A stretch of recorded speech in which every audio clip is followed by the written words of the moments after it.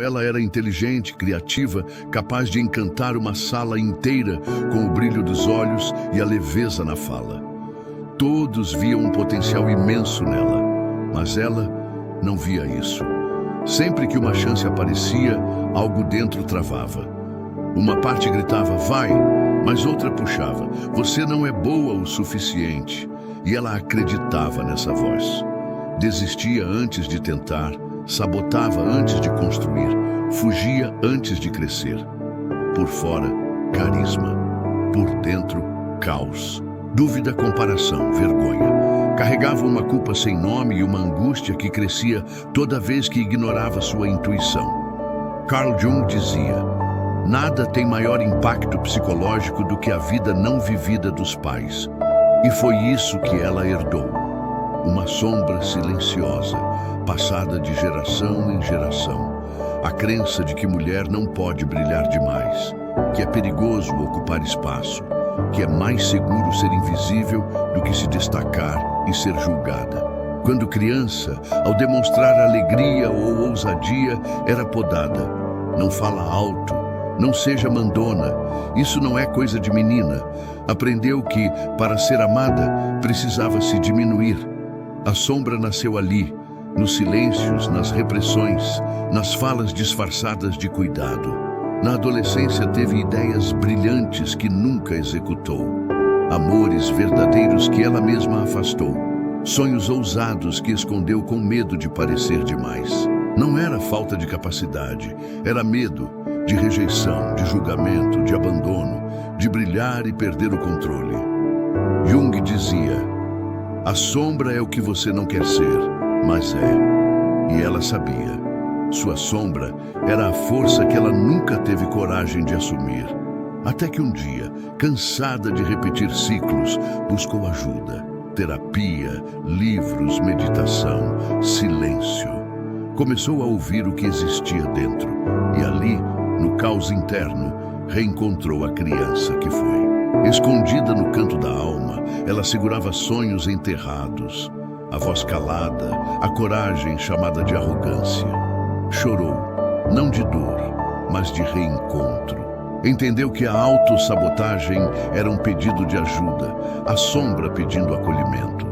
Se essa história te tocou, se inscreva no canal, ative o sininho e continue comigo.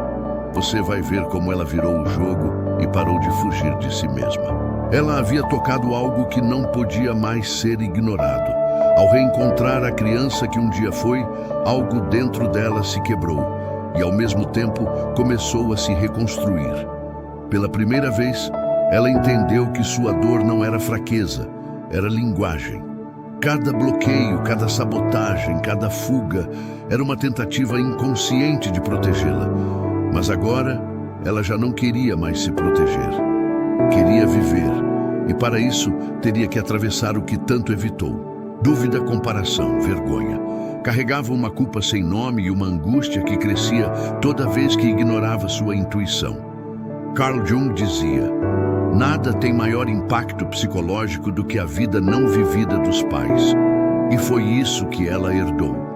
Uma sombra silenciosa, passada de geração em geração. A crença de que mulher não pode brilhar demais, que é perigoso ocupar espaço, que é mais seguro ser invisível do que se destacar e ser julgada. Ela mergulhou fundo, encarou memórias que preferia esquecer, sentiu raiva, tristeza, impotência, mas não fugiu. Passou a escrever todos os dias como se quisesse organizar o caos.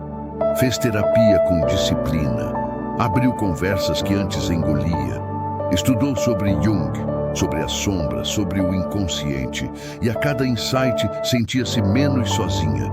Percebeu que sua dor era eco de dores antigas, que a vergonha que sentia de brilhar era, na verdade, medo herdado de outras vozes. Com o tempo, começou a agir diferente.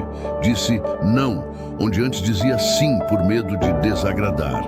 Aceitou elogios sem se justificar. Assumiu seus erros sem se destruir por dentro. Passou a testar seus limites, não para provar algo a alguém, mas para se reencontrar. E descobriu que coragem não é ausência de medo. É fazer mesmo com medo que amar a si mesma não era egoísmo, mas um ato de sobrevivência emocional, uma forma de reescrever o destino. Houve recaídas, dias de silêncio, de dúvida, de vergonha voltando sorrateira.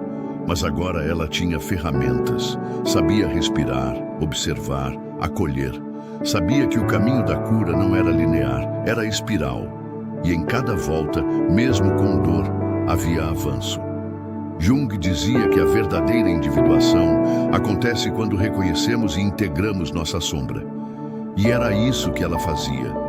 Ao invés de esconder suas falhas, passou a vê-las como partes de uma história maior. E então algo mudou. Ela começou a inspirar outras mulheres, não por ser perfeita, mas por ser real. Começou a falar em voz alta, sobre medos, inseguranças, traumas. E ao fazer isso, outras também se libertaram. A mulher que um dia acreditou que precisava se esconder, agora era farol. Não porque soubesse todas as respostas, mas porque teve coragem de fazer a pergunta certa. Quem sou eu sem as mentiras que me contaram? Ela entendeu que a autossabotagem era só um reflexo de uma identidade ferida e que a cura não estava em vencer essa parte, mas em integrá-la, aceitá-la, cuidá-la. Hoje, ela segue em construção. Ainda sente medo, ainda erra, ainda se pega querendo fugir. Mas agora ela sabe, não está mais sozinha dentro de si. A mulher, a criança, a sombra, todas caminham juntas. E juntas formam algo novo. Uma versão dela mesma que não tem mais vergonha de existir. Essa é a história de muitas. Talvez seja a sua. Talvez você também tenha aprendido a se calar para ser amada, a se esconder para não ser rejeitada, a se sabotar por medo de brilhar demais. Mas agora é hora de quebrar esse ciclo. Olhe para dentro. Encontre sua criança. Enfrente sua sombra. Você não está quebrada, você está despertando. Se essa história falou com você, compartilhe. E veja outros vídeos no meu canal do YouTube. Sua jornada também merece ser contada.